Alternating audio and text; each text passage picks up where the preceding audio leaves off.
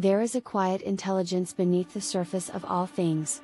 We see it in nature, the spiral of a seashell, the branching of trees, the symmetry of a snowflake. These aren't just beautiful designs.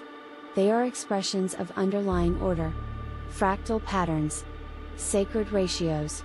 Timeless mathematics written into the structure of reality itself. And what if wealth, too, follows these same patterns?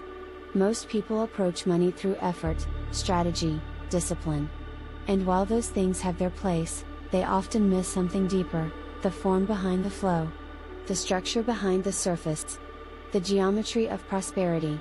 Because just like water needs a riverbed to flow, wealth needs a shape to move through. And when that shape mirrors the sacred principles found in nature, when it becomes coherent, balanced, rhythmic, then money no longer feels like a battle. It feels like a current. Something that arrives, moves, and nourishes without force. Let's go deeper. Fractals, flow, and financial expansion. A fractal is a self-repeating pattern, something that looks similar whether you zoom in or out. You find it in ferns, lightning bolts, river systems, even your own lungs. And you find it in wealth.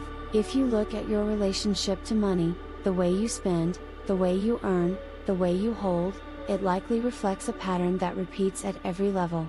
If you're chaotic with small amounts, you're likely chaotic with larger sums. If you fear not having enough today, that fear often persists no matter how much you accumulate.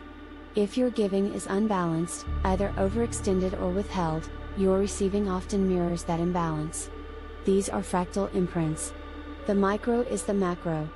When you bring consciousness to the small patterns, you begin to shift the larger structure. One aligned financial ritual, done with sacred attention, can repattern your entire energetic relationship with wealth.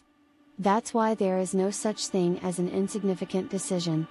Every action carries the echo of the greater whole. The way you treat a single coin holds the tone of how you will hold abundance.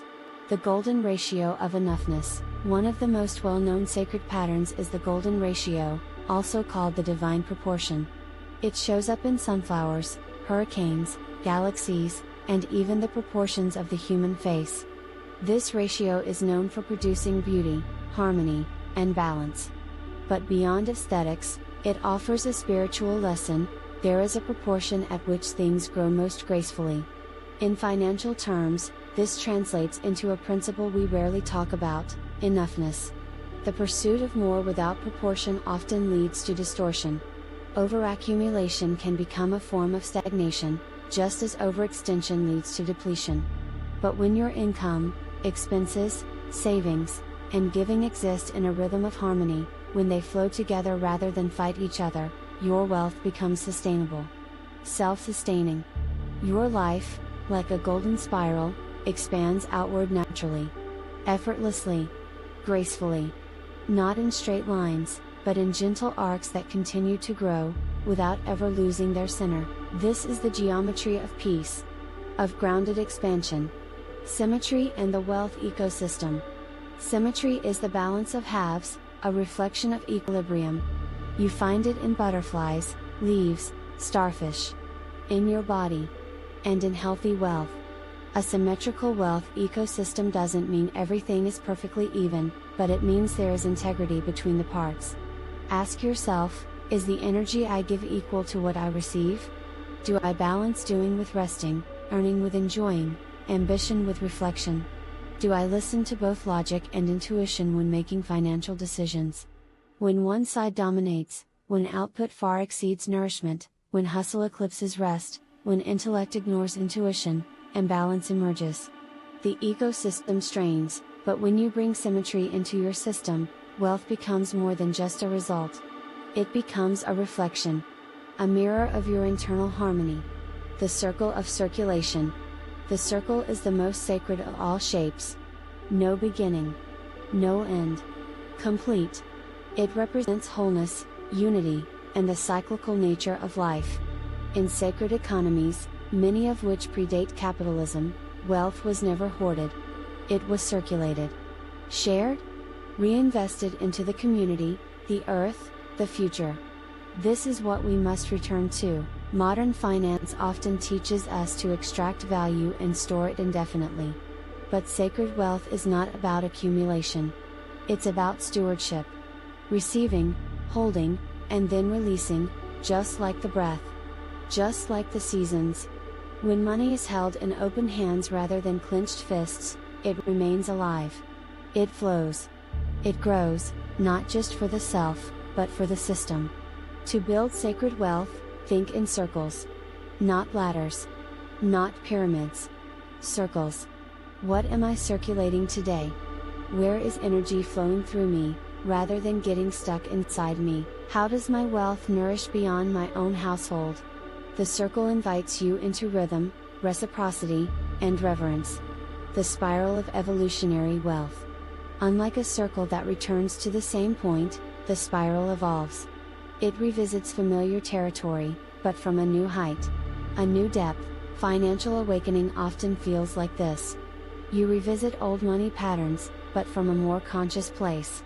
You face familiar fears, but with new tools. You grow, again and again, but not in a straight line. Wealth is not a staircase. It's a spiral, and the spiral reminds us, setbacks are not failure, they are revisits. Opportunities to integrate, refine, deepen. Each time you return to a challenge, you're meeting it with more awareness than before. The spiral also invites you to stop chasing linear speed. True wealth honors pace. Integration. Timing. Grace.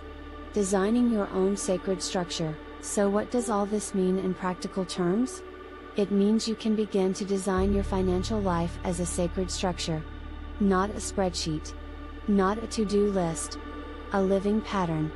Ask, what is the current shape of my financial flow? Chaotic? Rigid? Fluid? What would a beautiful pattern look like in my money life?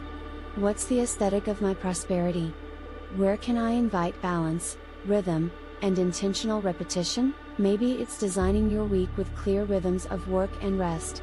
Maybe it's creating a budget that reflects values, not just obligations. Maybe it's giving regularly, not just when asked, so the circle stays open. Maybe it's honoring small rituals of gratitude around money, to imprint fractals of love into every transaction. This is what it means to move from financial survival to sacred stewardship.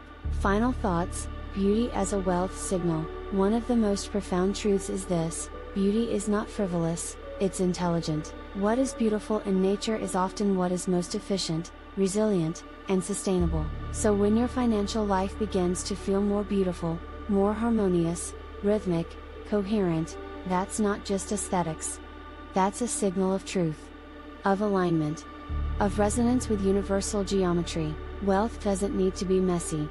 It doesn't need to be overwhelming. It can feel like a flower opening, like a river flowing, like music, when the notes finally click into place. So instead of chasing more, ask, what pattern am I living in, and what pattern is life inviting me into now? Because once your financial life begins to reflect the sacred architecture of the universe, prosperity no longer feels like luck, it feels like remembering. Thank you for walking this path of beauty, truth, and balance. Until next time.